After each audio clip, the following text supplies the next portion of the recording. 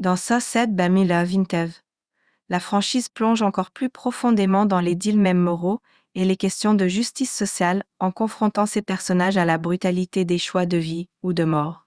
Ce 6e volet se concentre sur le personnage de William Easton, un directeur d'assurance santé impitoyable, et explore les conséquences des décisions financières et médicales. Le film aborde la critique des pratiques d'assurance, tout en poursuivant l'histoire de l'Officer Ridge de Jigsaw à travers son disciple Mark Hoffman, désormais principal exécutant de ces jeux macabres. Contexte. Hoffman, Jigsaw et la succession de l'héritage. Après la mort de Jigsaw, Mark Hoffman est devenu le principal disciple chargé de perpétuer les jeux du tueur. Cependant, les agents du FBI, dont les agents Exxon et Elijah Perez, soupçonnent qu'un complice est encore actif. Tandis que Hoffman tente de couvrir ses traces, il continue à orchestrer les pièges de Jigsaw, manipulant ses victimes pour les forcer à affronter leurs propres choix. Le film révèle que Jigsaw, avant de mourir, avait préparé une série de jeux spécifiques pour William Easton, un dirigeant de compagnie d'assurance santé qui représente ce que Jigsaw considère comme l'injustice sociale.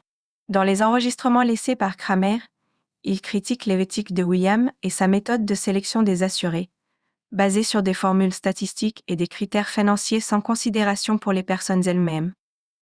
William Easton est le piège de l'assurance santé. Le personnage central de ce film, William Easton, est confronté à une série de tests qui le forcent à examiner la valeur de la vie humaine de manière personnelle et intime. En tant que responsable des refus de couverture médicale, William a fait des choix qui ont indirectement causé la mort de nombreux clients, refusant de prendre en charge leur traitement selon des mûrs critères de viabilité. Jigsaw le place ainsi dans une série de pièges qui lui font expérimenter les conséquences de ses décisions. Les épreuves de William, entre sacrifice et responsabilité. Le jeu de William consiste en une succession de pièges répartis dans tout un bâtiment. Chacune des épreuves le force à affronter les résultats directs de ses décisions et à faire des choix de vie ou de mort pour les autres, tout comme il le faisait dans son travail. 1. La salle des respirateurs. La première épreuve de William le confronte à son propre avocat, Hank, un homme ayant des problèmes de santé qu'il avait refusé d'assurer. Attachés chacun à un dispositif qui restreint leur respiration, William et Hank sont poussés à retenir leur souffle le plus longtemps possible pour éviter que le mécanisme ne leur transperce la cage thoracique. Ce test est une leçon directe sur les choix qu'il impose aux autres. 2. Les cages et les employés. Dans une autre épreuve, William doit décider entre deux employés, l'un jeune sans famille et l'autre âgé mais avec une famille à charge. William doit choisir qui sauver en actionnant un levier, forçant ainsi une réflexion difficile sur les critères de valeur de la vie humaine. 3. La salle des acides. Plus tard, William est confronté à sa secrétaire Debbie, avec qui il a travaillé pendant des années. Elle est attachée à un piège qui injectera de l'acide dans son corps, à moins qu'elle ne trouve les clés. William doit réfléchir à son propre égoïsme et à ses limites de sacrifice personnel, alors qu'il tente de sauver celle qui lui est loyale, mais la difficulté du piège met en lumière la puissance de sa position. 4. Le test final, le sacrifice personnel. Le test culminant de William implique de sauver ou de sacrifier un membre de sa propre famille, soulignant la manière dont il a souvent ignoré l'impact émotionnel et personnel de ses décisions dans l'entreprise. Ce test final pousse William à s'identifier pleinement aux victimes de ses politiques. L'affrontement entre Hoffman et les enquêteurs. Pendant que William lutte pour sa survie, Hoffman continue de manipuler l'ordre d'enquête, cachant son implication dans les jeux du Jigsaw, tout en éliminant ceux qui menacent de découvrir la vérité.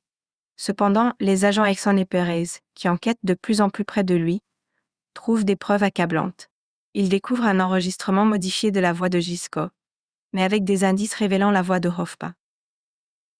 Hoffman, se sentant menacé, mène un massacre dans le bureau du FBI pour éliminer toutes les preuves contre lui, tuant Erickson et Perez avant de s'enfuir. Cette confrontation souligne sa déviation croissante de la philosophie de Jigsaw, alors qu'elle devient de plus en plus violent et prêt à tout pour protéger son identité.